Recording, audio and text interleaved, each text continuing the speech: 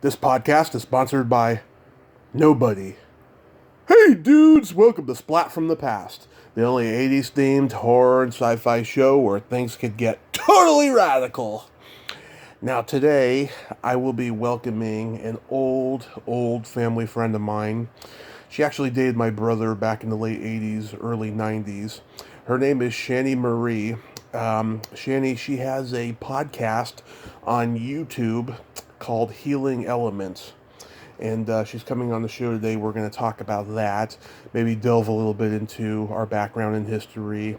Shanny's podcast is focused on, healing, inside, overcoming obstacles in life. And she does card readings and so forth. And thought it would be a really good show for us to do today. And I can't wait. I think her birthday is coming up around this time. I know it's in March. I know she's a Pisces. I know it's around this time. I'm going to ask her when I talk to her in a few. And it's going to be a great interview, I think. So yeah, here is my interview with Shanny Marie. Hello. What's up, Shanny? How you doing? What is up, infamous Tommy? Good. I'm doing good. High vibes today, so good day to talk to you. How about yourself? Pretty good. Can't complain. Been drinking plenty of coffee, so I'm ready to go. Where did you take a plane from, or to, or what's your plan? Are you still living in California? I'm still in Redding. Yeah, we've been here 4 years now. And so you said you were on a plane? No, I said I've been in Redding for 4 years now. Oh, I thought you said you drank a lot of coffee because you had to take a Oh, no, I'm sure I could. No. Is my sound okay on this end? No, I've been drinking coffee all morning is what I said. Yeah, I've been drinking tea, and it's funny. I don't know if you said this on your podcast, but I'll leave it out just in case. But it's a coffee cup or tea cup. Yeah. I was given for Christmas that says it's Emmer-effing tea time. Perfect for the podcast, right? Oh, yeah, because I can't edit no more on YouTube. I don't know if you noticed this, but their editing studio sucks now. No, you know what? I mean, maybe this will be subject for some other time or whatnot, but I am such not a techie, Tommy, for doing this YouTube thing in the past 3 years now. I have never edited a video, and so my daughter is there, 22, and my youngest is 15, and she's always saying, Mom, that's why you're not getting more exposure. So I don't know about the editing tools, sweetheart. All I do is just broadcast pods, as they are, and put it out. So no worries. I just don't know, of course, what you want to talk about, but I told you, I love you. We've known each other for decades, and so anything and everything, Yeah, well, let's start with that. Yeah, I mean, I've known you almost 33 years now. God, wow. That's isn't that amazing to think that time really does fly by, especially when you have kids, and I've always considered you not my kid, but little brother type, someone who was so much younger when we met, so blessings to know you that long. I know it's been a lot of different things for our paths individually or whatnot, and not always connecting, but glad to be here.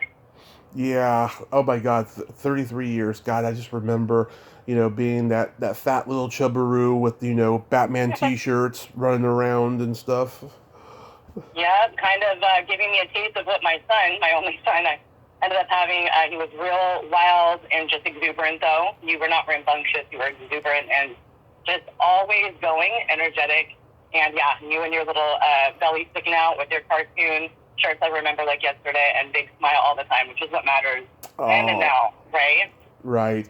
Well, a little bit later I became rambunctious, but it was only because I was just going through a rebellious stage, And we all go through stages of whatever order, right? Whether it's rebellious, whether it's, in my case, I've gone through many, but one of which is, self-defeating or, self-mutilation in various ways I wasn't recognizing. So, yeah, I've gone through periods of time where I didn't know what to do with my energy, and so you could call it what you want, but it was rambunctious. It was, in my case, reckless. I think that your attitude shifts throughout your life, and it's always okay to say, at that point, I was doing more, whatever you want to label it, rambunctious, or I was this at that stage, because I think it's all growth. It's all something that, like I told you on the comment, a piece of our story, our life story. Yeah, I mean, it's a continuous learning process. And only in the last 6 years I've been learning that, ever since my accident and stuff. I agree. And, that's something we have in common now, because since we've kind of really talked, my accident where I almost died was in 2018, and you're right. It's like you have to give yourself that, and forever I did not give myself the truth, which is every single person, I believe, in my opinion, we are a work in progress no matter what, because even if we take 10 steps forward, something unforeseen, like your accident or my father's death, whatever it is, can take us back. And so it's just like we always have to understand that we can work on whatever we want to set our progression goals at, if that makes sense. So, yeah, your accident, man, that affected me a lot when I first heard about it. I am so glad that you're here. I know that you went through a lot. But, yeah, that really does kind of put life into a different perspective, right? It sure does. Oh, my God. I just look back and I can't believe not only that I survived it, but also survived everything I did before that with the drinking and everything. It was just fucking insane. I mean, really crazy. Yes, that is an amen for me. It's something I share in common. I've definitely contributed to mine. Mine was drunk driving, and I'm very vocal about that now because my cross to bear is that I almost killed myself, thank God, because I hit a tree. I could have killed somebody else so many times before where I was wallowing in my own self-pity. That's my story, not anyone else's, but regarding my dad's death. So, yeah, I have a quick question, if you don't mind, regarding that accident for you. Oh, go right ahead, because this is a conversation. Go ahead. Okay, so I was wondering, I know that I speak a lot on my channel about, higher consciousness. When you got into an accident, were there any points in which you felt as though there was any kind of divine intervention? Did you experience an out-of-body? Were you out of consciousness and felt any kind of, I guess, maybe I'm trying to say spiritual or unexplained occurrences during the whole process when you first got hit, and then up to, when you were in between the two cars, and up until your recovery? I'm sure that you may have had surgeries or whatnot. I think a lot, right? Oh, like 12 surgeries, yeah.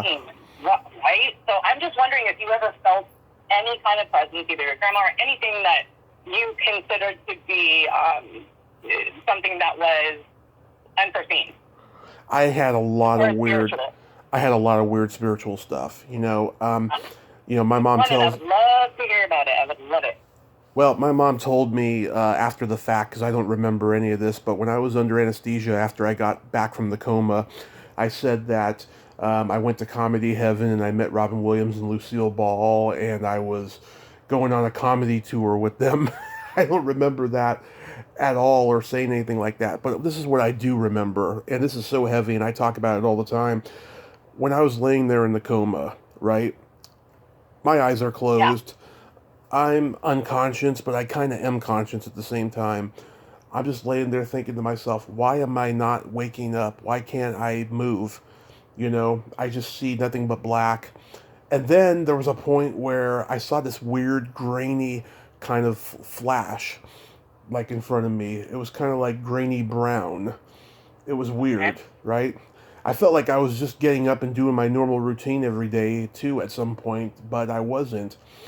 But when I started the podcast in 2017, after I quit recording it a certain way, because in the beginning I was recording myself on camera, and then I was doing interviews on a dictation recorder, which everyone told me to stop because they could barely hear anything with it because it was cheap. And I just started recording it with my iPhone. I started seeing that flash again, but I didn't realize it was that flash until it just occurred to me. I was like, maybe that's what God was trying to tell me while I was in the coma, that this was going to be my future once I got out of this. For sure. That makes sense, and that gave me the chills, the whole story. And that is intriguing what you said, going back to the part that a lot of people, some of my clients and some of the shows I watch, documentaries for years, are talking about either an out-of-body or when they were completely comatose, the screens had no brain activity, they could hear people that were saying, if you hear me, I love you. So that is very intriguing that you had that, and I got chills when you explained how you kind of put two and two together years later when that happened to you, because, there's a lot, I think, of puzzle pieces that come at a later date when you kind of need that encouragement, so I think that's beautiful. Yeah, God, it gives me chills whenever I talk about it. That whole period gives me chills. I'm so haunted by it, I'm haunted by the mistakes. Are you haunted by it, or are you intrigued in a metaphysical way? Is it haunting because it was such a hard experience, or is it haunting because it's so prolific and unexplained and something that you can't really describe in words? All of the above, really. It's just it's intriguing, Okay. but it's also haunting. And but like what I mean by haunting is I'm talking about the mistakes I made before the accident is what's haunting when I think about that period. Oh, there's a story I can tell you. Oh my God, this would have been this should have been the sign that it was time to stop drinking, but it wasn't. Do you want to hear it? Of course. All right. So Mom and I, we lost our apartment and we were homeless for a long time, Yes. leading up to moving up here. So, um, I was staying with a friend of mine at the San Carlos Inn, and we had the same routine. Like, okay, so I was doing nothing but drinking in his hotel room, and he couldn't drink because he was on this weird probation thing where he had to go to Narcotics Anonymous meetings. Um, uh, like almost every day and stuff. And I would go with him to these meetings. Sometimes I'd wait in the car and continue drinking, or sometimes I'd go in with him. And so on Friday, May 30th, in the morning, he drops me off at Starbucks at Sequoia Redwood City Station, and he goes to the courthouse to get the charges dropped because he completed his NA meetings. So he comes afterwards to Starbucks and he says, "Good news, I got the charges dropped. Now I can go back to Minnesota. I need to get out of this town because I can't make it out here."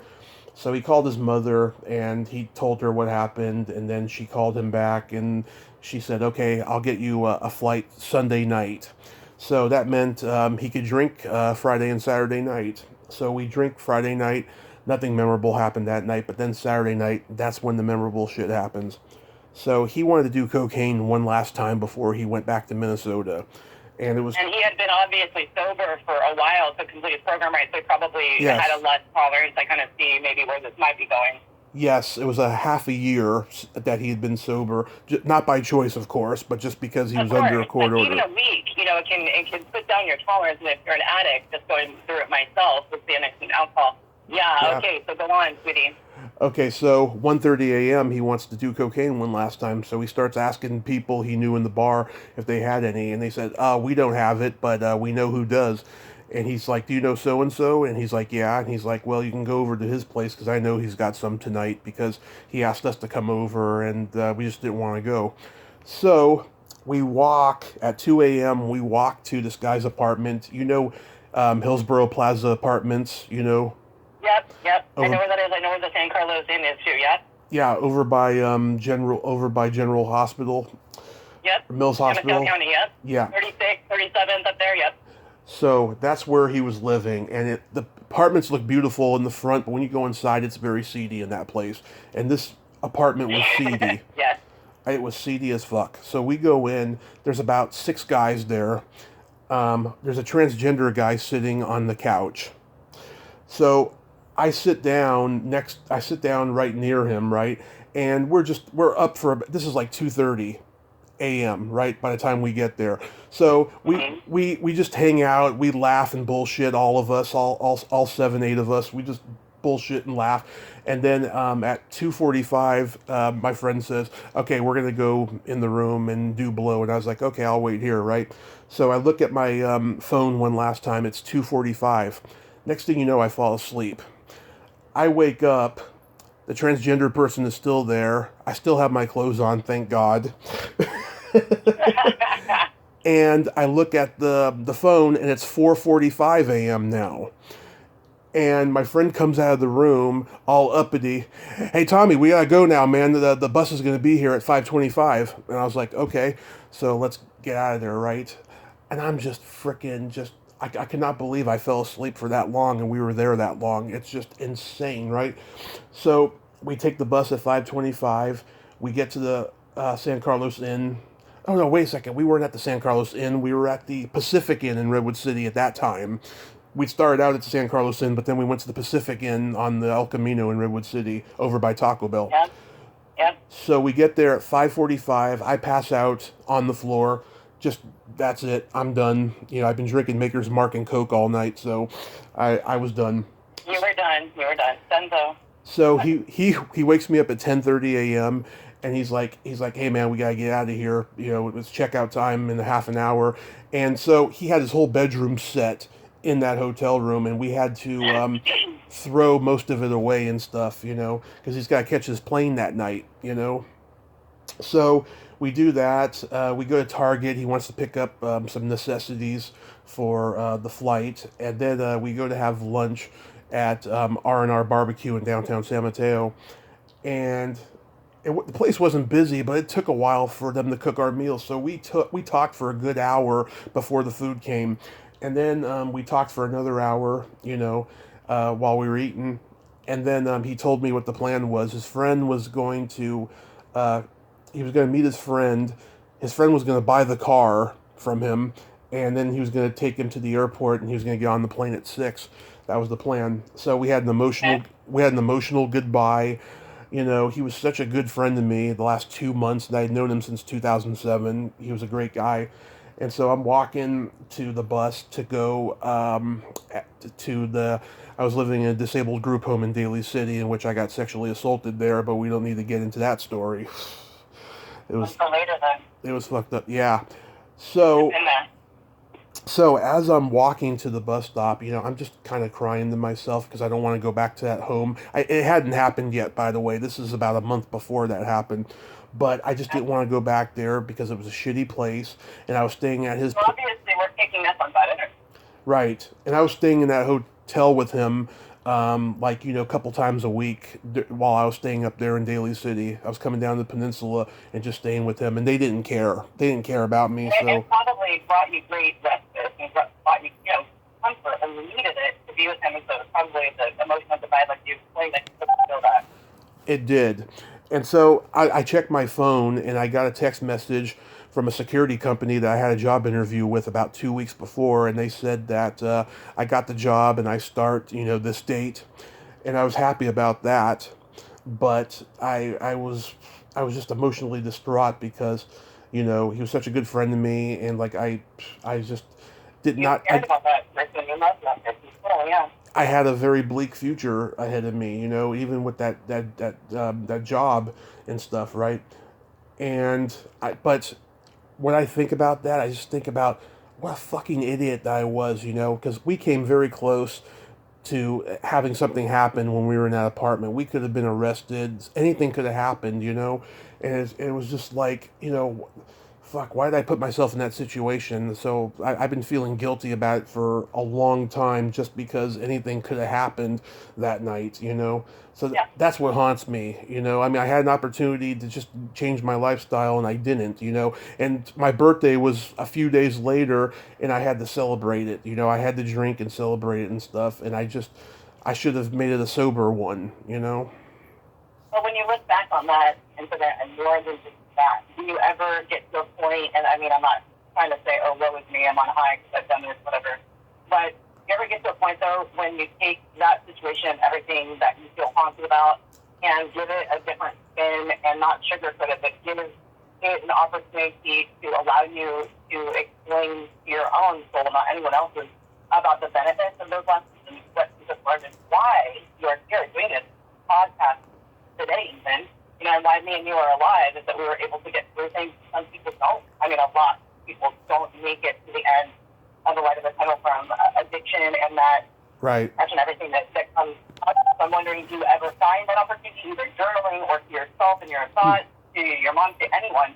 Do you ever take that opportunity, which I want to invite you to, give yourself credit, because yes, there is something to say about haunting you because you're taking accountability. That's beautiful. But when you take accountability, you look at what it has done, which it sounds like you're extremely eloquently aware of what it could have led to for you. I think that it is important for us also to give ourselves a pat on the back for the lessons that we've learned from everything in life. Do you ever, are you still working on that? I know I'm a work in progress, so that's who everybody is, but have you allowed yourself to be inkling of that kind of vibe? I mean, I'm constantly, working on things, and stuff. It's funny when I came back from the accident and the coma and everything, right? It didn't happen overnight. It took a series of months. I realized to myself, I inherited a lot of my mother and father's bad habits, and I made, Everyone does, yes. My son, yes, my brother. But the yeah, thing is, generational patterns can be broken. I, too, inherited addiction. My dad was an alcoholic for 20 years. He's recovered.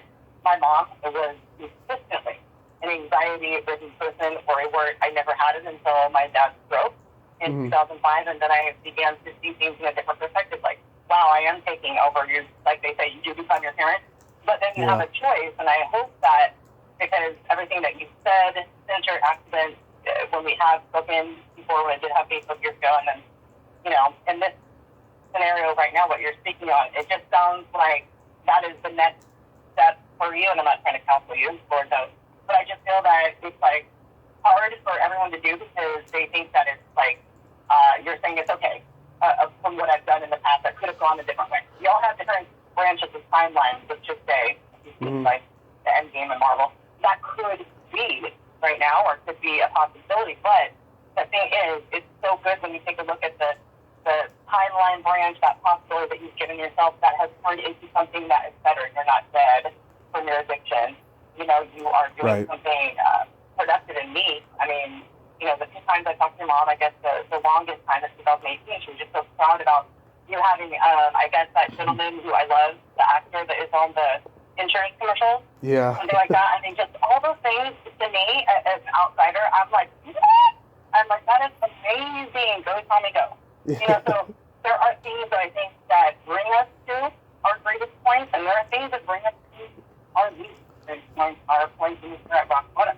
So I celebrate you for coming to grips with the fact that you could have had a different outcome. A lot of people go through their life, Tommy, and they just do not see the error of their ways or just the repercussions of their good, let's say, or bad actions. They don't take, heed when they're acting in a negative way, or they don't acknowledge and give themselves credit when they realize that they've been giving someone so much support and love, and so I think that it's incredibly powerful yeah, to be so transparent and authentic. I try to be as authentic as I can. But on my YouTube channel, I still do have one that's under 18, and she does go to high school. So as authentic and transparent as I am, it's something my marriage and my love, I keep all kind of discretions that I feel would be either embarrassing or definitely close to myself. However, things that I feel would be important to speak about, like my experience with sexual abuse. Like you just mentioned, you had one, I had one at 10. I speak on that on my YouTube. I also take the opportunity to speak on how I have gone through addiction and become a better person, because that's just about me. That doesn't involve somebody else, like my husband or other things outside of our structure. So I commend you, because I know that every time I kind of speak my truth, it's just the age-old thing. When you speak to something, it either gives it more power if it's positive, or brings power out of the negativity that it has brought to you. yeah. I mean, what I was trying to say though is, I mean, I inherited all these bad habits, and I've been doing my best to eliminate them because I just want to come in. I want to come into my own. I want to be, who I am. You are your own soul. Yes. Yeah. You're here to make your own mark, not your parents, not your brother, I'm not here to make anyone else's impression onto this earth or anything else I have to do it, but my own. So I commend you. I always want to ask you if there's anything that you want to ask me about my spirituality or anything like that. I know we don't talk about this sort of thing, but I just want to tell you I'm so honored. I had no idea that you listen, or you, I mean, I used to. So give me that comment. So wonderful. I appreciate you for having to do that one video. So, I kind of, I don't know if it's like this for you when you create, but as a creator, I kind of don't, it's not like I don't pay attention to people, but I never know unless somebody drops me a line, and so I have no idea since deleting all of my personal social media. I have no idea who has, quote unquote, accidentally found me for me or whatnot, so I think that is really nice. I appreciate you. Yeah, if there's anything that I can answer, I appreciate your authenticity and your honesty with that story, because that was deep. Absolutely. I mean, I got plenty stories like that, when it was about 3 years ago, Mom told me that you had started your podcast. I was like, really? Oh my God, and I listened to a lot of them, and I was just like, oh my God, this is wonderful. I love hearing this stuff, I appreciate appreciate that, dude. I appreciate that because you know how it is. I'm curious about this question too, about feedback that you get. Yeah. I've gone through a lot in 3 years. As you say, we're working topics, but it is so intriguing.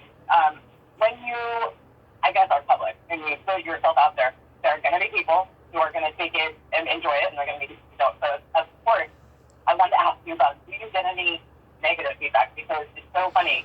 I got positive and negative feedback regarding past spiritual videos I've done, candidly, or tarot readings, and then, spirit animal videos, most recently positive, negative, but the most important fact, and I want to ask you, if it stops you or changes you, I will not change, I will not stop. There's been times where I've wondered, oh my gosh, I just got 3 emails about this chat room with 20,000 people talking about how lame of my fairy tales were. But you know what? Yeah. I took a minute. I was going to revert back into that old Shanny, I was very self-conscious, chubby with bruises when I was young, and just not where I am now. And so I have never let that stop me, and I'm curious about you and your self-confidence and your creation on your podcast. Have you received feedback? Does it empower you when you get positive feedback? Do you get negative feedback? Have you ever, and how do you handle it? Okay, so in the beginning, all the negative feedback was the sound, and then that changed. Now, negative feedback is, oh, I didn't ask this question to that celebrity. When you listen to the podcast, all you see is a black screen, right? Well, I do that on purpose because I think that there's so many podcasts out there where there's a picture that you're looking at or you're watching a slideshow or whatever. I grew up idolizing Howard Stern and listening to the radio, so I want to give everyone like a radio listening. And it makes you connect to the meaning more, right? I remember that. Yes. Listening to Howard and Robin and having them, you really were able to put yourself right there, like you were at the table with them, having a conversation. It didn't matter that there was no screen in front of you. I get that. And that's, I guess, where I come from, right? Well, I don't edit type of thing. I vibe with that. Yes, I want to give like a radio experience to the person. I get that kind of negative feedback, and a lot of people, I think, don't want to give me negative feedback or give me positive feedback, but the ones who do, I cherish the positive feedback. They just usually say I'm a consummate pro, I ask great questions, and that I'm funny, and that I show empathy to the guest, so yeah. And that's so important, by the way. I know that's off topic, but let me tell you. Empathy is a key, in my opinion, a key to self-transgression and everything we just talked about into the accident for you and all my things. It's like having that one piece is such a transformation. Yeah. Absolutely. But, so what year did you start your podcast? Okay, so podcast was 2020. Last year, I started my YouTube channel, in which that I'm so proud of. It was the Great American Split, if you remember that, August 2017. And every year, in memorial to my channel, I and I wanted to honor my dad, and so I kind of every year that it's around, I'm due because of COVID in August. I'm 6 months due. I was supposed to get my third tattoo for the 3rd-year anniversary, and I have yet to, but that is that podcast. I don't really truly know, exactly what direction I'm going in now. I wanted to ask you a couple questions, maybe offline, if it's appropriate. Just about how often you broadcast. You do it longer than, Spreaker, which I use. It gives me 11 minutes, and I did purchase a little bit so I can do the phones at one, and I just don't know if that would be well received. So I'm kind of, it's really fun, actually, kind of play with it and know what I want to do with my podcast. But I'd love to have you on my podcast. I know how I can actually broadcast this one to my YouTube. I think that it's great to collaborate, dude, and I would love to actually have you on if you'd love it. Honor come on and be, humble, request invitation. I would love to hear about things like about your accident, like you're talking about in the hospital. I'm fascinated with near-death experiences. I had a shared death experience, like I experienced in that, beautiful, immaculate things that only me, not my mom or anyone else experienced when I was taking my dad to the other side. So I would love to do more. I appreciate everything, and I think that this is just the beginning. Even though I've not, asked any company or anybody to help me to grow my channel, it's been slow. This big YouTube, I have like 1,000 subscribers. The podcast, I really don't know how to tell if I'm being listen to or not. I just use a feedback and upload it to YouTube. But I'm really excited to just do more of this. And just try to do, I guess what I feel my purpose has always been is to make people feel more of what they feel about themselves, what they're feeling, and less than perfect. My motto is to do this. We're all like perfectionists living within imperfection. We're all imperfect. And so we just be humble enough to admit that and be vulnerable to talk about it, and maybe find some advice here and there, like I do on my channel with whatever it is, zero or spirit animal. I agree. Yeah, I'm enjoying it. Oh, that's wonderful. Yeah. Yeah, I mean, every interview I do, it all depends on how good of a storyteller the person is, how long it is. The longest interview I've done is like 2 hours and 35 minutes. And the short... Oh, that's bad. Who was it? You might not ask. Okay, so there's a comedian, and I've become very good friends with her. She's been on my podcast 6 times now, but this particular one was 2 hours and 35 minutes. Her name's Stephanie Hodge. She had a sitcom called Unhappily Ever After back in the 90s. Well, I will totally check it out. I'll YouTube Stephanie Hodge after we're done. Probably a sign for me to do so. So that's amazing. And I was also questioning, when you had asked me to do the podcast, I was going to text you, but I'm like, oh, wait, you pod. I'm wondering, are you, just inspired to reach out to somebody in particular to get somebody to come on? Are you contacting others? How do you get, for me, I know the process is just, what I consider, like you mentioned God earlier, I consider it to be something that comes to me, either as a muse or inspiration, but how do you, is it things that you are thinking at the moment, topics, you Yes. would be good, or what is your method, your madness? Your beautiful madness. Beautiful madness. crazy beautiful madness is what I call myself. So hey. Okay, so when I started the podcast, I wanted to do a podcast that just focused on horror and science fiction movies because that's what I love. And I was going to horror cons and comic cons a lot during that time, right? Then, and I've always wanted to go to either of those, by the way. Oh my gosh. Oh, they're fun. This person in Star Wars, my God, I love it. Love it. So it got to a point where I couldn't get a lot of horror people, and a lot of people in the horror business are assholes. They're just doing it to make money. They don't care about the genre. That's a whole nother podcast I could go on with you about. Right? Let's talk about that. My daughter's a fan. Yeah, we'll talk about that. Yeah. But, so I was like, I'm not going to limit myself. I am just the biggest nerd when it comes to everything of old entertainment. I'm not going to limit myself. I'm going to interview everybody, right? So this is my process. So, like, if I want to talk to, movie stars of any genre, of anything I'm watching at the time, or I hear them on another podcast, I'll reach out to them because I love their work. If certain people are not on my radar because I don't know if they do podcast interviews, then I reach out to them. How would you know? How would you know if somebody is accustomed to doing podcast interviews? They're on social media. They have their own website, all that stuff. That's how I get in touch with them. Okay. And then let's see, for comedians, because I did stand-up comedy for over 10 years in the Bay Area, I, want to talk to comedians that I really, really like. For musicians, I like to talk to a lot of, 60s, 70s, 80s musicians. And they're very hard to get on the podcast because they're protected by management a lot more than actors are, I'll tell you. What is the most interesting musician or something that the most memorable, I guess, musician that you've ever done? I've had two. I had 2 years ago. I had Willie Hall, who was the drummer for the Blues Brothers in the movie. Yeah, very neat.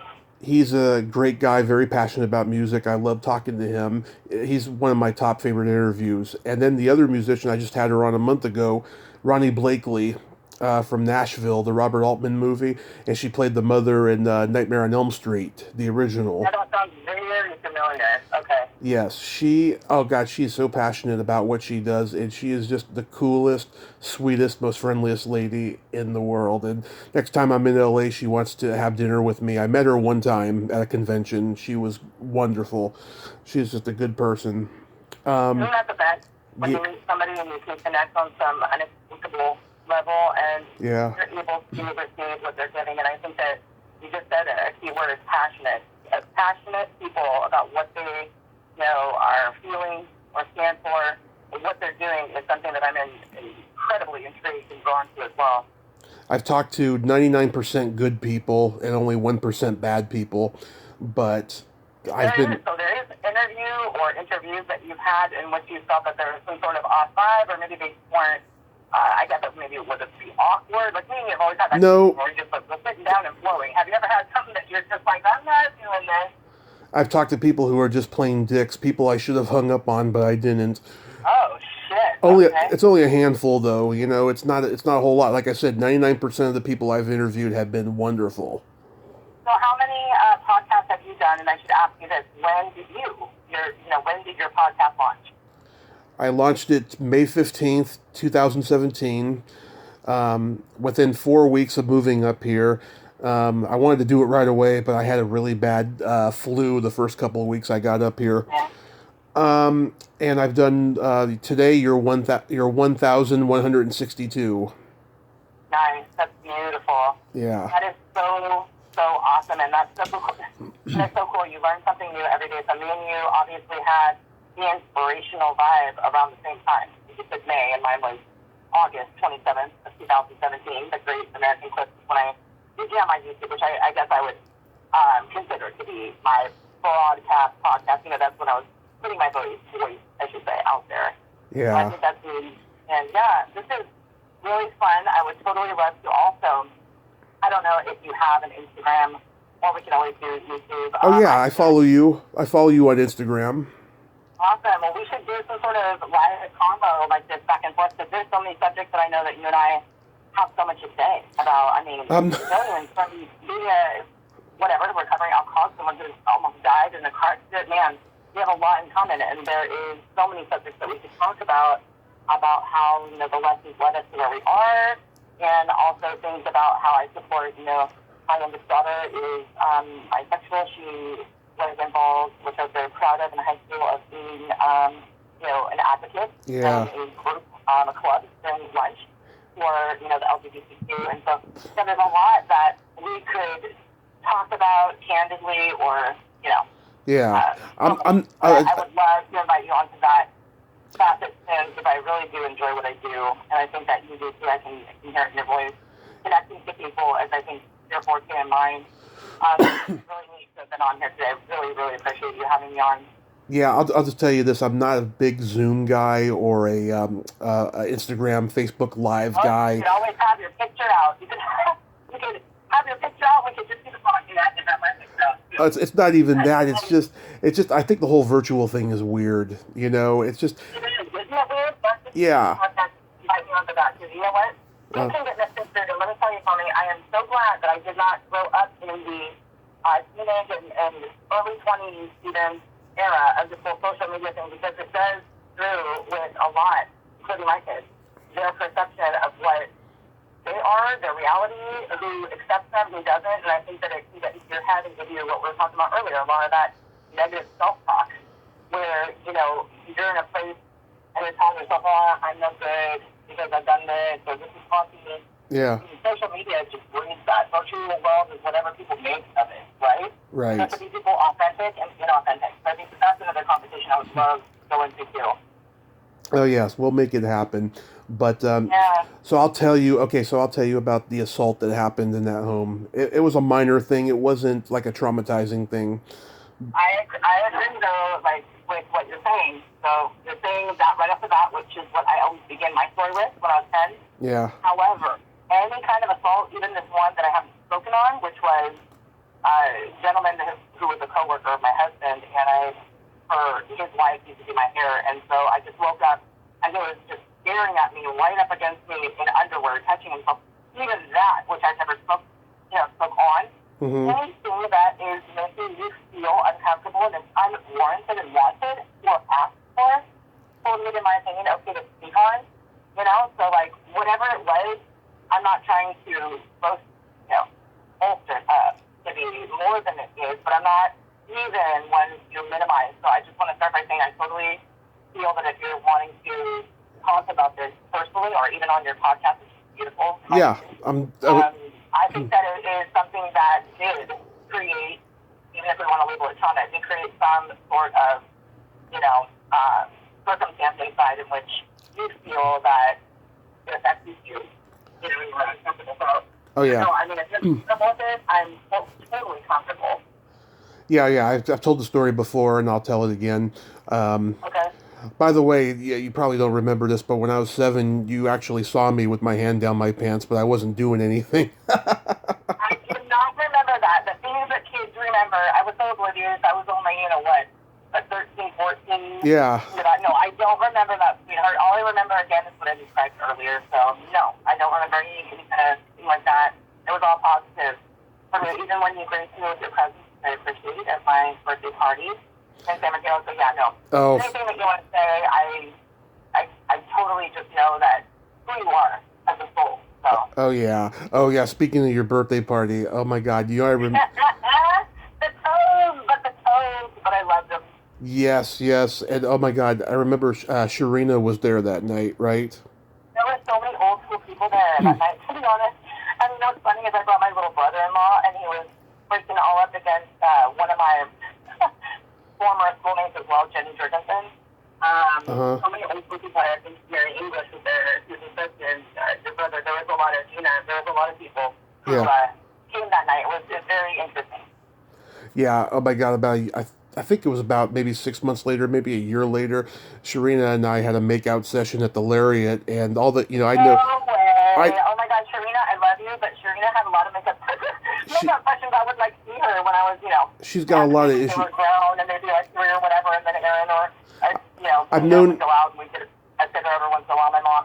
And I would see Sharina, I'm like, oh, Sharina's out there having fun again, so what's up, Sharina? I've known. So no, I didn't know that, but she's a beautiful girl, so more power to you. I've known her since 2003 when we first moved back to Shoreview. She was working at Key Market in the deli, and I used to talk to her. I used to talk. Oh my God, I was pregnant at that time, and I went there every day for deli challenge and used to see Dee. She probably knows Dee, the sandwich that deli counter manager. It's such a small world when we talk about the sale. Probably. Yeah. But I did not know that. So did you, wait a second, don't excuse me if I'm drinking out of my, the motherfucking tea time stuff. So did you get together with her at my birthday as well? No, so let me tell the story, okay? So I met her 2003 at Key Market. We used to talk every day. I remember at one point during that time, I asked her out on a date, and she told me she was with somebody at that time, right? So I did not see her again until probably 2007 after she stopped working there in 2004, right?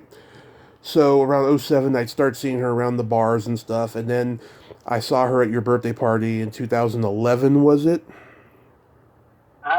My God, yes it was, dude. Yes. Right before. Okay. It was a week before I found out my dad was going to pass. Yeah, that's weird. Because I know me and Mary had dual birthday parties, and that was the thing. She was born like a week before me. So yeah, it was a week before March 14th, 2011, you are correct. Right. So 2000, so about maybe 6 months later, maybe even a year later, I can't remember the timeline. It's very foggy in my mind, but we saw each other at the Lariat. She was already fucked up by the time I got there, and then I had a shot of something, and I got fucked up pretty quick. And then we had a makeout session. It was captured on camera, and I know everybody at the Lariat, right? So the owner, Justin, he'd show it to everybody and stuff. I'm like, Justin, don't fucking do that, Justin from San Mateo, from Shoreview? Yeah, he graduated from... I used to hang out with him in Cedar Valley and Tony Deal. Wait. Yes. He graduated 89 from Hillsdale. Yes, way old. I mean, not way older than me, but you know me, I'm a 94 grad, so. Yeah. Yes, that's him. He's class of 89, right? That's your brother's grade, right? No, Joe was 92, 93, somewhere around there. Did she have like an old school car, like almost like it was painted like a Nova or something like? I don't know. Anyway, off subject, yes, but Serena, that's the beautiful Serena. She was amazing. I wonder what she's doing now. Cool that you connected. I wonder what sign she is. You're Gemini, right? I'm a Gemini, yes. I remember her birthday's like on Valentine's Day, but okay, Aquarius, so 2 air signs. Beautiful. Yeah. So, oh God. So get this, okay? And I've told this story before. So she's having a conversation with some guy after our makeout conversation, a guy I knew from the bar, and I think she knew him or whatever, right? And so I come over, I'm like standing next to her. They're having this conversation. I'm faded from that shot I drank, right? So she was wearing a dress, so I slipped her the finger in the middle of this conversation, right? This wasn't that. This is not a hashtag Me Too story, by the way. This was consensual. Okay. Now I understand. You didn't give me the bird. Okay. Yes. I'm on the same page now. And yes, Serena, she made it clear she was consensual. Yes. So they're having a conversation, right? And every so often she does a facial twitch to show how affected she is by it. And he and the guy wait, the guy, let's get this, the guy, he's looking at her the whole time. He's not making any eye contact with me, right?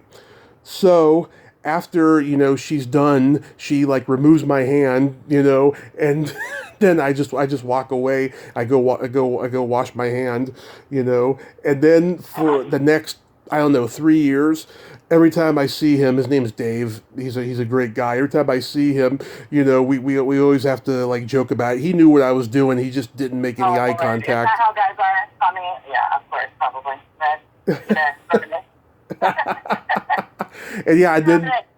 And then just before I moved out of the Bay Area, I saw Sharina and we were talking. I was like, "Yeah, you remember that time? You remember that conversation you had with Dave?" She's like, "Yeah," and she's like, "Yes." Oh my God. Oh my God, that was fucking crazy. She's like, good thing I've known you a long time. Otherwise, I would have killed you. Yeah. Speaking of that, do you ever? I don't. That's when you keep in contact with people from San Mateo or school or from, Do I keep in contact? Are there anybody that you still message every once in a while that are from back in the day, or do you have people that you know from back in the day in San Mateo or otherwise that go on your podcast and listen, or do you not pay attention to that, or what? Yeah, okay, so there's plenty of friends I have that I've put on the podcast. We usually talk about, our history and stuff, and then we get into graphic conversations about sex, and we talk about pop culture, and just, we have a lot of fun, yeah. Yeah, I mean, there's people that I thought were my friends that are fucking naysayers that I've invited on the podcast. That will happen. Yeah. Let me tell you, we won't go into this, but let me tell you, I have this one girl who, we shall not name, but we went to your Bayside together, and we were supposed to do this whole healing elements together, and so her reasoning was because I wouldn't leave my husband, and because of what happened in 2018, and because she believed her son was not telling the truth when he was coming out as someone who was homosexual. Right. And didn't believe that I should be talking about these same things on my YouTube. And so, I love her. I love everyone, but there has been about quadruple dozen people who I found out that because I'm speaking my truth, I'm not Christian, or because I'm not this, or because I did this in the past and I'm speaking this, it's like, they're like, I call bullshit. It's like, no, I call bullshit on you because you're not willing to give me the time to understand my involvement and what I have gone through and where my place is. So, exactly. Yeah, there are some people who are, I call them, I guess, my mom used to call them girls as their friends, for Virgo's explanation, man. So, more power to you, and I'm glad that we have not ever been that. Yeah, I invite people that I've known for years on the podcast, right? And, some will be honest with me and say, yeah, I'm not a public speaker or what have you. And then there'll be just ones that just freaking disappointed me, and they don't even listen to my show, and they're jealous of me and all that shit. Yeah, exactly. Like, I have people, even in my immediate family, in my close circle of friends till now. I have cousins who told me to quit because they think I'm not cut out for this. Yeah. Right? And, they've never even listened to you speak once. It's like, you know what? That's why I asked you earlier if anything, feedback has ever affected you in negative ways. Because I just want to say that it almost did several times, and I'm so glad that each time I get over that mound, that I'm able to be like, you know what, it's okay, even if I'm just speaking to one person. If I'm just speaking to God, if I'm speaking to my ancestors, that's what I'm going to keep on doing. So I think that is beautiful, that you keep on persevering. Like I said, I'll keep on bringing up that gentleman. What is his name from the insurance commercial? Oh, Dennis Haysbert. Yeah, so I just think that when I heard that, I was like, that to me personally was a bit of encouragement, because as you know, I was going through the worst part of my entire marriage, and just didn't know what the future was going to hold. And so at that time, I had healing elements already, and I was like, do I want to tell the public what I'm going through? What should I do? And to hear that you were doing so well, in my opinion, you know, even if not one person listened to you, but you got that gentleman who I admire and I know through whatever, media, television, etc., to be someone who I respect.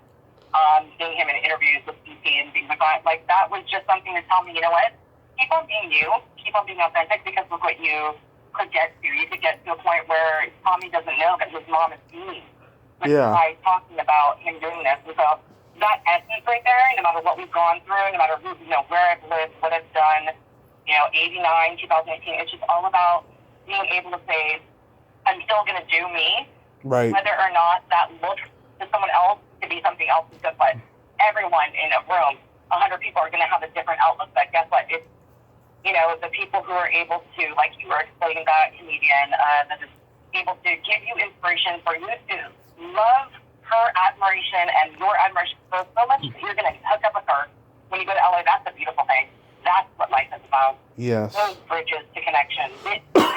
You know? Oh, I have That's several what life guests. to me it's about. I was just saying, I have several guests that I get together with whenever I'm in LA, and I have so many more, including some. LA. I grew up there. I don't know if you know that. Oh yeah, you told me. I remember you telling me years ago that you did. Yeah. I miss it, and I love that atmosphere. It's just where to home on the beach in LA, and so I feel that that would be a homing in point for me to go down there and to explore and to connect with people. So yeah, more power to you. I'm glad. How often do you visit LA? Once or twice a year, but last year I didn't get to because of the pandemic. But I went. Last time I went was September of 2019. And I had dinner with Stephanie Hodge, who I mentioned. I went to see a couple other people. Yeah, I mean, I just love the life that I've had the last four or 5 years now. And just hopefully this freaking disease is not going to fucking kill us all. That hopefully we'll get to go back to it. You know. Right. And let me just say, hopefully people will be responsible, man, because I have a lot of people who are my neighbors who are either janitors or Stanford or New York friends of mine. It's like, you know, it's what is it, a piece of cloth over your face? Let's be respectful to these people who are watching people day in and day out die. And I hope that you stay safe. I hope that my family stays safe. I know I am first in line as soon as my age group are called to get an immunization. So I just hope, like you said, that this is not like magically that people having a year after year of mutating and getting worse. I just pray for the best, and I pray for open gates, because I never knew. I mean, I knew I was a social creature, but I thought I could take it. This is definitely something in which I'm going, oh my God, when Disneyland opens or when the, you know, airlines open, we can travel, have your immunization from Hawaii or whatever, I'm going to be the first one to take my family there. So yeah, I hope so too, and I hope that we will be able to give uplifting messages, which I know you do, to people, just entertainment and something that is positive and something that is easy to go on, because life can sometimes, at our worst, get monotonous and get rosy. As I told you earlier, we can have things come back to haunt us, and so the beauty is talking it out and finding those points that are not haunting but memorable and something that we can reflect on, right, and get points of interest out of. Yeah. So let me tell you the assault story. So yes. So I moved into this home in Daly City in April of 2014. It was all Filipinos. They had been there for like 20 years up to that point. So, do you mind if I interject and ask you? Go ahead. Facility, how did you find this home? Okay, so I had a social worker, a disability social worker, and so, you know, mom and I, we were, you know, crashing in people's houses and going to hotels since December of 2013, right? So in April, I move into this house that the social worker found, right? After so many attempts, we went through all these other home facilities and stuff, and it wasn't a right fit. Maybe I should have picked one of those ones, because this one was a fucking disaster. So it was a bunch of Filipino people. They were all family related, and they'd been there for 20 years. And so right away, I started staying at my friend's place, the hotel in San Carlos, and then eventually Redwood City with him, staying a couple times a week, you know, and having fun and all that stuff. And so about, I want to say 3 weeks into me moving in there in Daly City, this new girl starts working there. This young Filipino girl, she had to have been like 36, 37, somewhere around there. She was a little bit older than me, but not too old.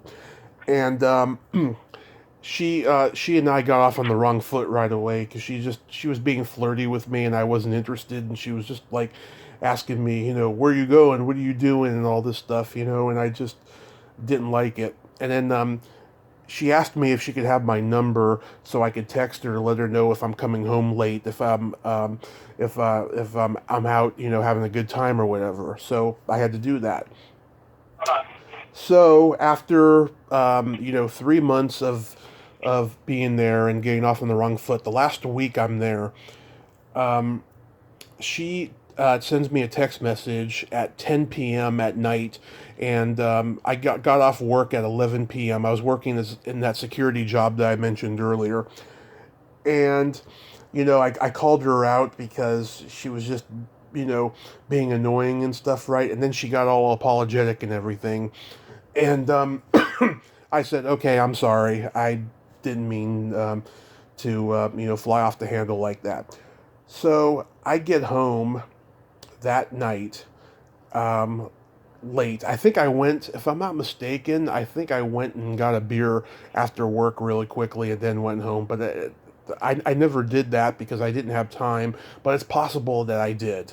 So So you're saying your admission is that you may have been at least like a little buzzed, is all you're trying to say? Yes. Is that what I gather? Okay. Yes. So I remember I came home, went to sleep, and everyone would get up at 6 a.m. I would get up at 7 a.m. after everyone left the house.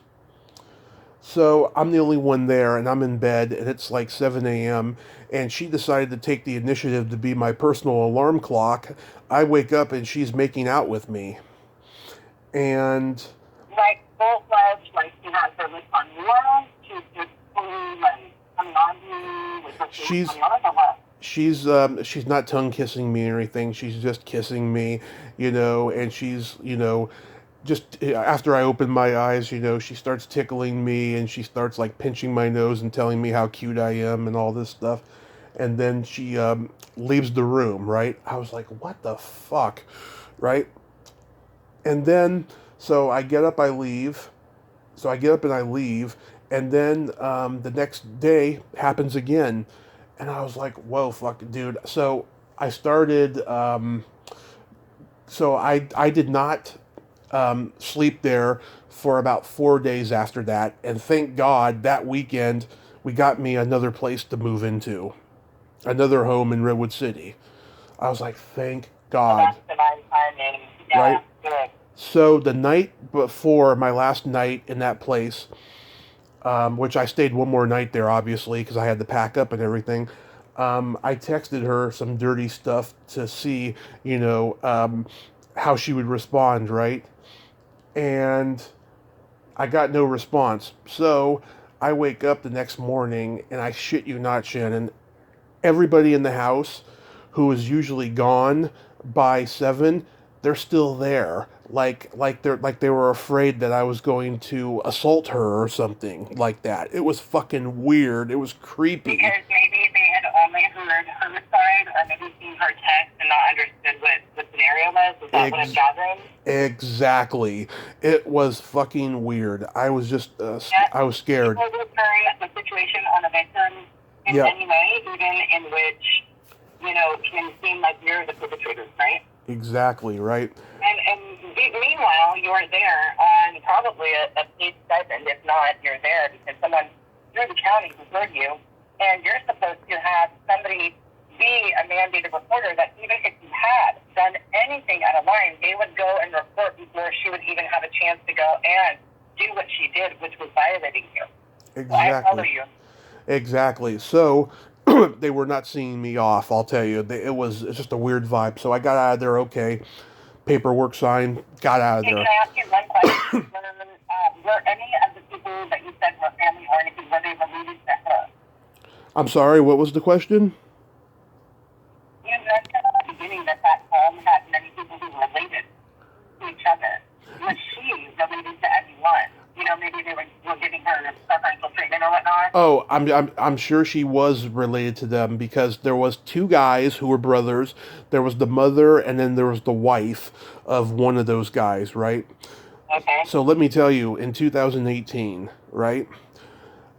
Mom and I spend the night at Joe's place in Fremont because I was going to a movie screening to see a podcast guest of mine. And Okay. I'm watching the news. Actually, it wasn't a night, it was a couple of nights. But one of those nights, we're watching the news, and that home got shut down, and they were all arrested for human trafficking. Oh my God. Yes. Here, listen to this story. So, like I said, they had been there 20 years by the time I was there, right? So, for about 7 years leading up to me getting there, right, they had laundered probably about $18 million.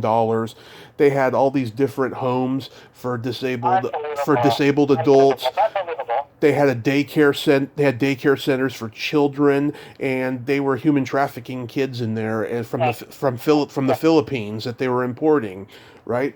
So I had so much post traumatic stress disorder from seeing that, not knowing that that shit was going on under my nose Totally. because I never felt safe there at all from the moment I moved in there. My roommate that I had, right?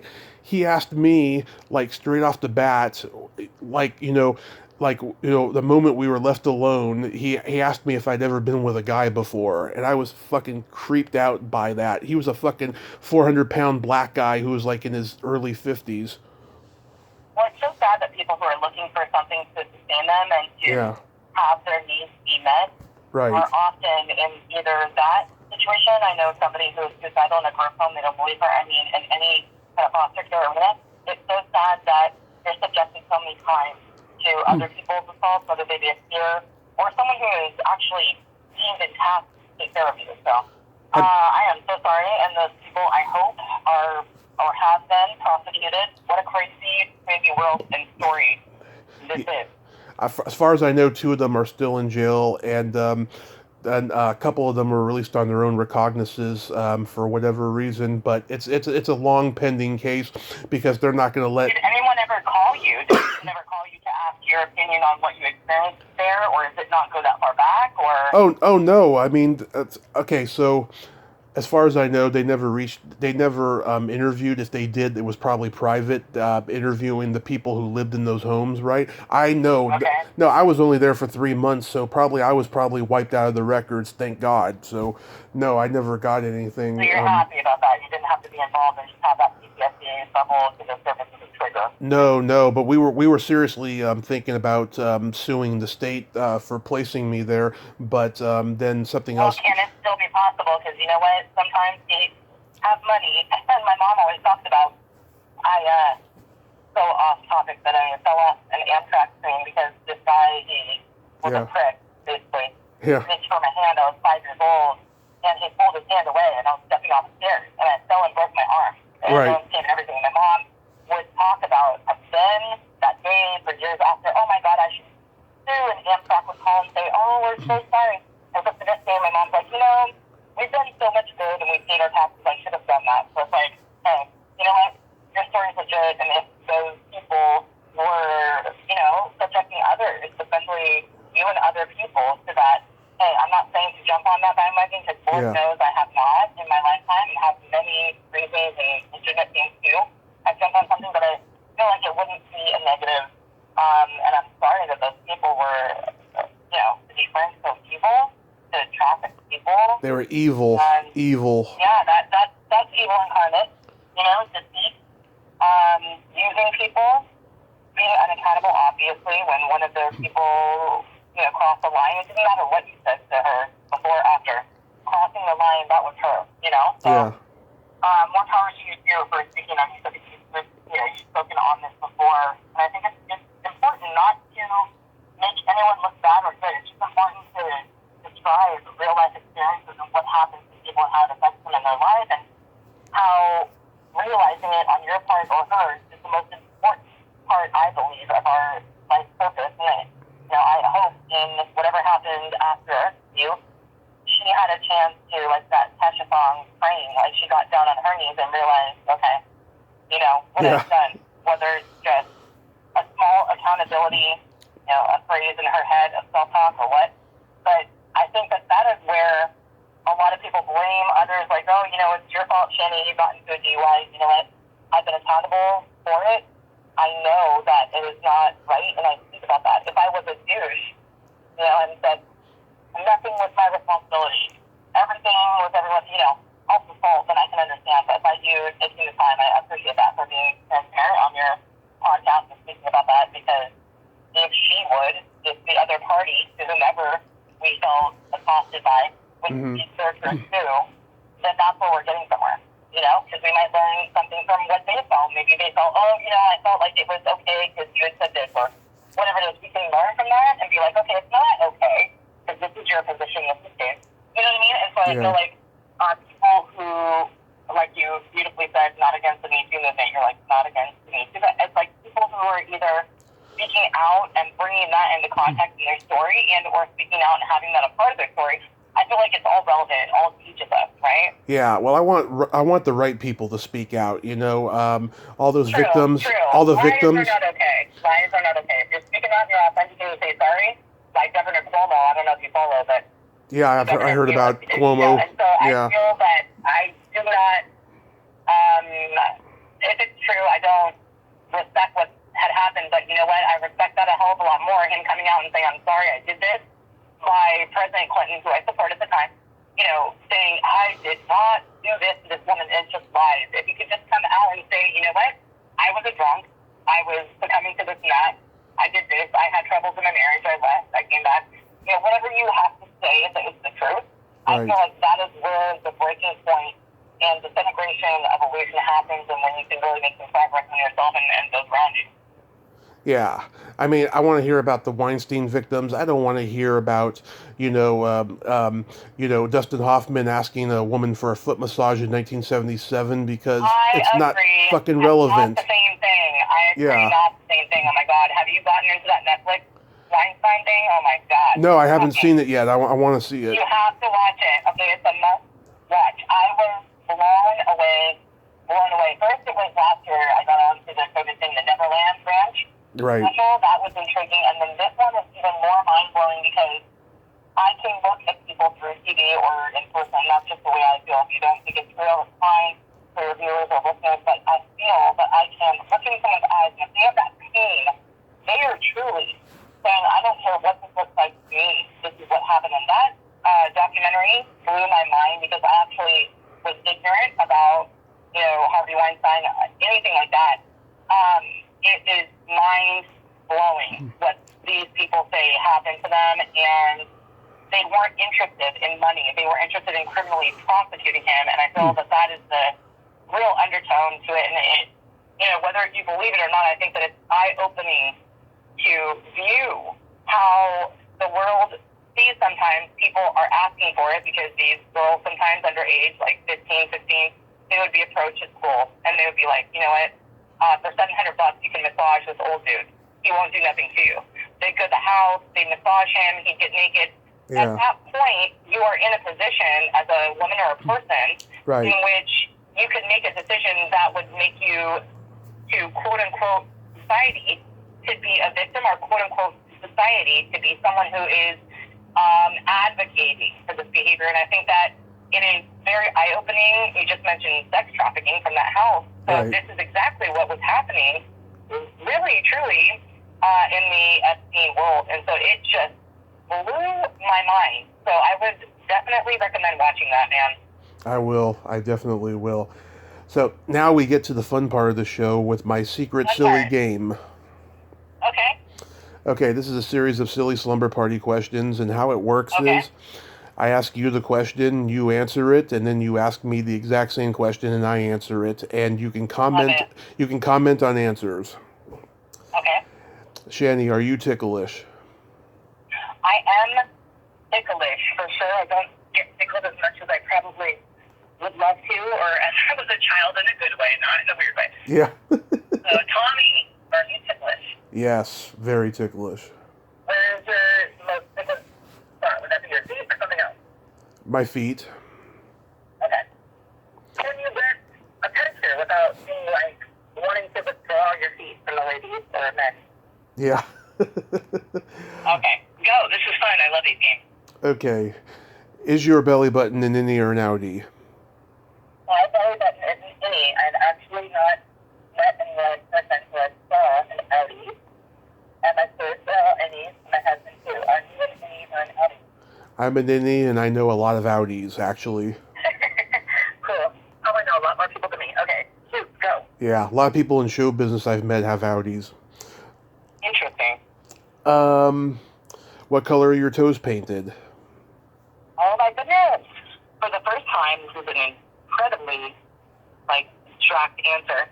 My toes are not painted. For the first time in so long, because of COVID, I've kind of definitely went through stages of ebbs and flows of self-care and not regarding that kind of aesthetic. And so I really had some ratchet, we call it ratchet, toes were pink and then purple on top. And so I went to the Dollar Tree, about 2 weeks ago. I got nail polish remover. I got those off. I trimmed with my files, and I gave myself a little foot bath with my, little bubble bath thing that I got. Right. And they are now clear, clean, no paint on them. Are your toes painted, Tommy? And then I'll have a comment. They have not been painted since my last trip to LA. Oh, okay. You answered my question. I was going to say, when's the last time you did paint them, and what color? Last time they were painted purple with sparkles. Love it. I actually was going to put sparkles on my toes today. Maybe I'll get off and do that then. All right, shoot. This is a fun game. What would you say is your best personality trait? My best personality trait is being empathic, is being able to, no matter what someone else is going through, not to defeat any judgment, and to literally feel bad for that person, whether that's a detriment to my personality or not. I feel that it's a reward that I give to other people to be like, look, it doesn't matter if I understand. I've never done heroin or meth, but I understand maybe to my aunt or whomever is going through something else. I really have that pit in my stomach where I put myself this is love that I need to understand that they're doing this because they're hurting. So I feel like my best personality trait is being able to uplift people or make them feel that they're not being judged. What do you feel is your best personality trait? I agree. I have empathy, but I have no filter at the same time. You and me both. Yes. If this is too personal, you can decline. I've had maybe 2 people decline it. No worries. I actually was going to tell you, like I said earlier, if it's about certain things I have to, just because I can, but go ahead. I will if I can. What's your favorite place to have a quickie in? Oh my God, there is no favorite place. So honest. Okay, so I've been with my husband since 1994. We were both 16.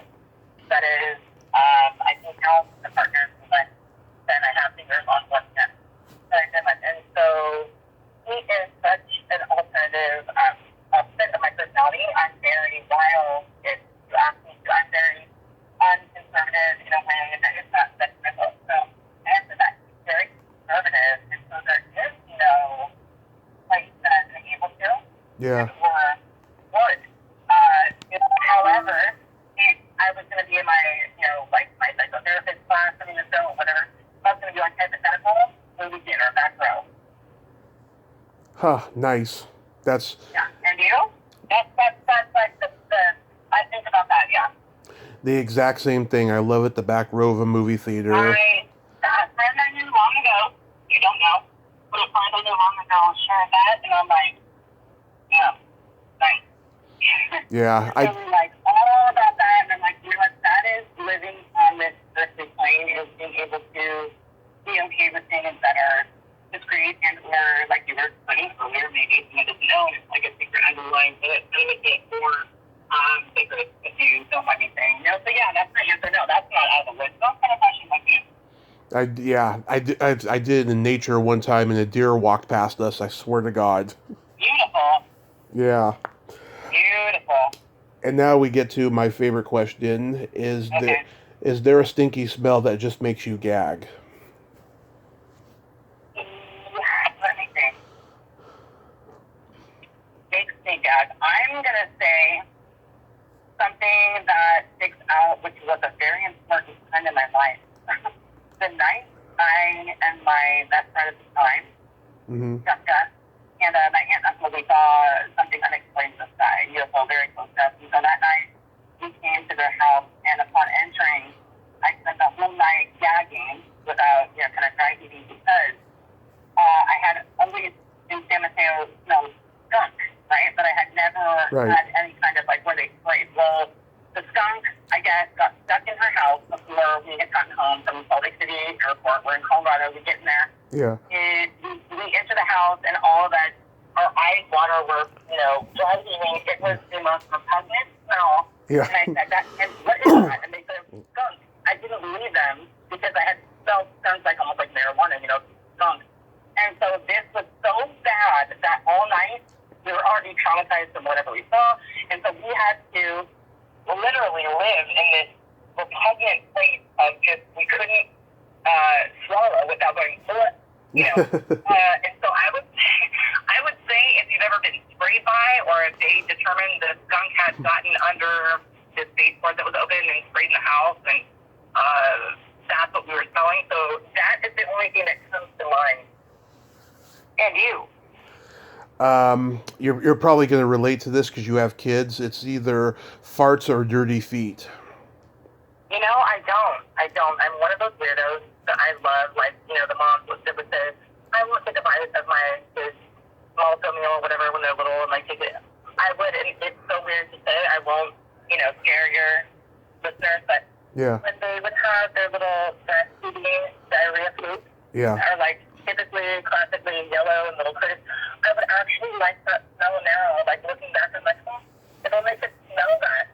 Gross, pungent smell of the spit up, or of their dirty diapers. I would just be grateful. And so, no, I don't get weirded out over that, but a lot of people say grow up. I mean, yeah, if it's bad enough, I'm going to react, but, the only smell that I can think of that really just, I could not depart from my conscious from was that night. So yeah, I know, I agree, and maybe in the worst ways if somebody was just not bathed, like I've been on the bus before, and there's someone who smells like feet and all of the above, where you just mentioned, and you're just that is gross, but you feel okay, they don't have a choice. Yeah. I can deal, but I do feel that it's, he's worthy. He's worthy, maybe. And so to wrap this up, I got jokes for you. Okay. Yes, I was going to say, I would love for you to be on my channel or just hear some of your stuff, because I've been getting into Cat Williams and old Dave Chappelle. I've seen him in person a couple times, and I've thought, this is good for you. Put this on as a bit of a break for monotony, so go ahead. Okay. You know the difference between a golf ball and a G-spot? I don't, but my dad loves golf, and I'm celebrating his 10-year passing, so what is the difference? A man rather spend 20 minutes looking for a golf ball. Very true. Yeah. Yes. Bump. I found Sharina's G-spot, FYI. Oh my God. Oh, Sharina, if you only could hear this, my God. That's pretty funny, Tommy. Yeah, no, I enjoyed our talk. I'm glad that you wrapped it up with a joke. I think that it's an honor to be on your podcast. I appreciate it. Yeah, oh wait. Where can I find this? To listen to us or share it or what? It's on YouTube. My name is Tommy Kovac on YouTube. Yeah. So just go to it and listen to it when it's uploaded. Oh, wait, I got 2 more jokes for you. Of course. Okay. Why do men like to marry virgins? Oh Lord. Funny joke. I don't know. Because they can't stand criticism. Right? Hey, that might be factual rather than a joke. Okay, this is bad. This is, oh God, the most misogynistic joke I have. Leave me with it. You can do it. Oh my God. Okay. How do you make your wife scream twice? I don't know. How do you? First you fuck her in the ass, and then you wipe your dick on the curtain. Oh my God. That reminds me of the sickest thing I ever heard. I'll leave it off of this. Someone disturbed me when I was 25 and told me what a dirty Sanchez was, and I never the same. I'm like, oh my God. Yeah. So So, funny joke. Oh, my husband would love that one. Oh, awesome. Well, Shanny, I thank you so much for coming on. I'm so glad we got to do this. And by the way, when's your birthday? I know it's in March. My birthday, sweet love, is in 6 days, March 14th. The same Okay. birthday as Steph Curry and Albert Einstein. Steph Curry just won the 3-point contest. Whoop, whoop. Yes, I will be 44, Tommy. Your big sis is growing older by the second, so... I'll be 38. Yeah, I'll be 38 June 6th. No way. Oh, my gosh. Yeah. Crazy, right? It's crazy. You know, my hair... But I've enjoyed myself. This was, like, amazing. I think that we should do it again. I really enjoyed myself. I appreciate, and I'm humbly honored to have been a part of it. It was great talk, great combo, and I can't wait to hear it on YouTube, and I'll share it to my page. Absolutely, love. Thank you so much. You have yourself a great day. Stay safe and, you know, stay out of trouble. Yes, absolutely. That's far behind me, but I appreciate this asking. I'll continue with that. You do the same. Most importantly, stay blessed and stay safe as well. Stay healthy. All my love. All right, love. Bye-bye. All right, bye-bye. Well, there you have it. Shanny Marie. Ain't she a sweetheart? I'm proud to call her my big sis. I just love her. She's awesome. Check out her podcast, Healing Elements. You will not regret it. Well, until next time, this is Tommy Throwback Kovac saying, there's no shame in living in the past, because the present sucks. Later, dudes.